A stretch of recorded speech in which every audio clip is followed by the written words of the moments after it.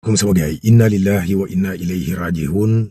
Mamadou Moustapha Ba mi fi nekkoon ministre biñ dénk wàllu finance ak budget ci jamonoy président Macky Sall moo génn àdduna ca bitim réew ginnaaw bi mu amee juróom fukki at ak juróom-ñeent 59 ans.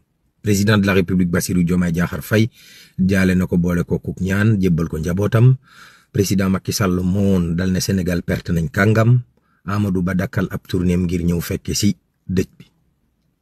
booba jamono Bougane Gueye Dany mu ngay def ay déclaration ne ci 50 mètres carrés ay gunóor ak kafaara nekkoon ci fañ ko tëjoon Tamba moom Bougane Gueye toftal ci dal ne dina porter plainte gendarmerie ndax dafa mel ne moom dafa tere ne la waa Pastef te commande bu ñuy exécuter la ñu mel ne kuy jëmale ci moom.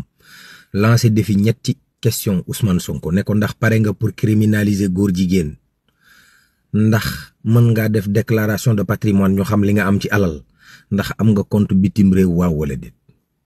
ñoom Barthélemy Diaz, Papa Djibril Fall, Thierno Bocoum, Anta Babacar Ngom nee nañu bu ñu jotee ci gàngunaay ga fële ca assemblée nationale li ñuy njëkk a def moom mooy criminaliser kàcc.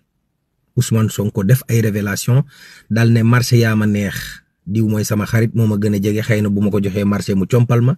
Sénégal ñàkk na ci lu war a tolloog 5000 milliards. walay ndeysaan.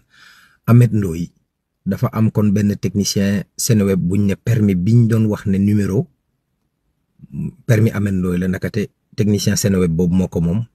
ginnaaw suba la ko yoon di atte mu xam fan la wànnente di mujjee ki gëtam. Sénégal suñu gaynde yu ndaw yi duma nañ Aigle du Mali yi ca final ba ñu doon def. jokkoo njal a jaaraama.